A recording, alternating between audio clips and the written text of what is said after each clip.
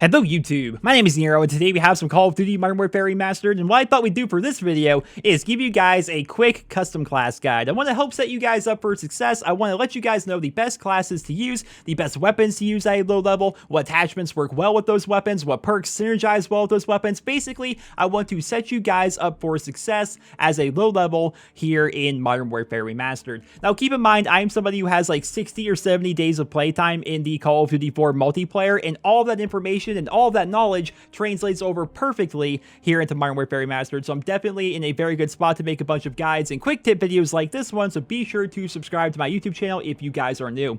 One of the best things about Modern Warfare Remastered actually is the fact that some of the best weapons in the game are unlocked at a very early level, like the M40A3 sniper rifle, the AK-47 assault rifle, the MP5 submachine gun, and the M16 assault rifle. Let's start things off here with the M16. This gun is overpowered. Let me say it right now, this gun is OP. It is a 3-round burst rifle that will one-burst people at ridiculous ranges, and as a result, people tend to go with a red dot sight because they want to be able to see at those long ranges. The iron sights on the M16 aren't terrible, so you can opt out for a silencer if you would like to, but that's not generally recommended. Typically, people go with the red dot sight and just melt people across the map. As for a sidearm, go with wherever you want, the M9 or the USP, it really doesn't matter. The best one in the game, in my opinion, is the Desert Eagle, but that's unlocked at level 43, so as a low level, just pick between the M9 and the USP.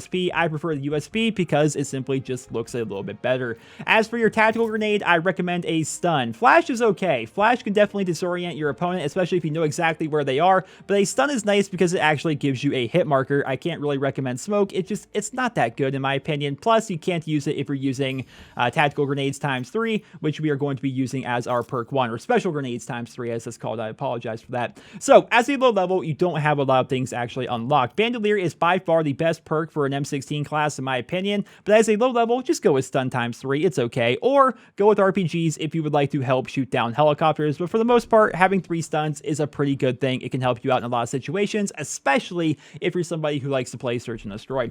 Perk 2, stopping power, no contest whatsoever. Stopping power is by far the best and only perk you should be using on the M16, and as for perk 3 here, we have deep impact, and the reason why, M16 is already overpowered. It already hits like an absolute truck, and if you have deep impact on, you can suddenly melt people who are hiding behind walls or people that are clipping through windows and stuff like that. Deep impact on M16 is ridiculously good. I have seen some people argue that steady aim on an M16 is pretty good, but if you're in a situation where you're hip firing your M16 a lot, chances are you should just swap out your class to an MP5 or an AK-47 while using the M16, stopping power and deep impact. And pro tip, if you're somebody that likes to play hardcore, continue using stopping power. Not a lot of people like to use stopping power in hardcore, but trust me guys, stopping power, deep impact, and hardcore will shoot through absolutely everything and kill everyone. Is ridiculously powerful.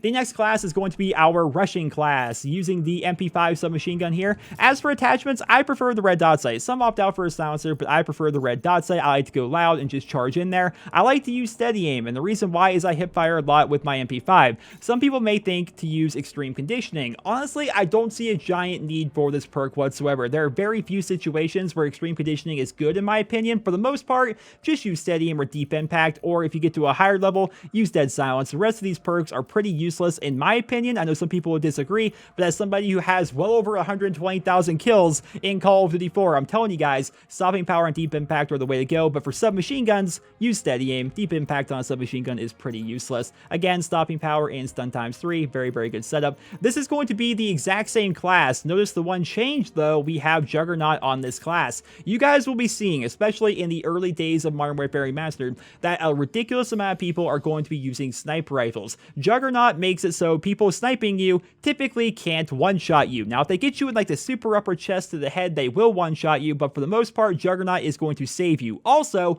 Juggernaut in Call of Duty 4 works a bit like Flak Jacket. It will actually reduce damage that grenades do to you as well, so it's a very good perk in that respect. If you're having trouble taking objectives because of grenades, or if a lot of people on the other team are sniping, pull out your MP5 Juggernaut class and things will go very well for you.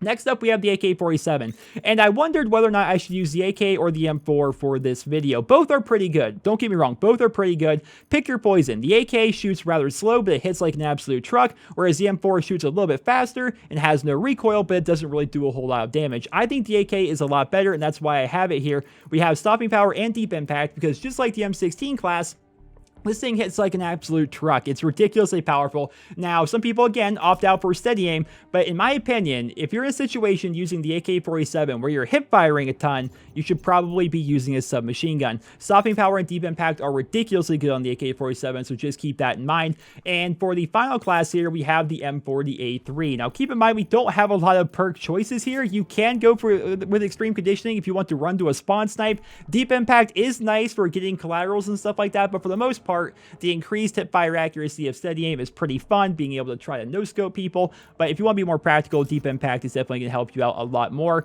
Now, for attachments here, the ACOG scope is ridiculously good on the M40A3. It actually makes it so you do a little bit more damage than you would normally, which is going to get you a couple more one-shot kills as compared to previously, but you have to have 100 kills with the weapon to actually be able to unlock that. There's definitely there's this big argument, right, back in Call of Duty 4. So many people saying, you know, reg scope versus ACOG. It's just never-ending debate. Either or is good. I prefer reg scope, but ACOG is also pretty good. AK-47, guys, don't use any attachments whatsoever because the red dot sight actually reduces the damage, or is it the damage or the range? It reduces one of those. Silencer actually reduces the range on this thing, and ACOG is absolutely terrible. So for your AK-47s, do not use any attachments whatsoever on your AK-47 or on your AK-74U. I know the 74U is at level 28, but don't use any attachments on either one of these weapons. It actually hurts the weapon rather than helping it. And ladies and gentlemen, that is basically going to conclude this video. Now, if you guys have any questions, feel free to leave them down there in the comment section below. I will do my best to go through and answer all of them for you guys. And I hope you guys all enjoyed Modern Warfare Remastered because this is a very fun game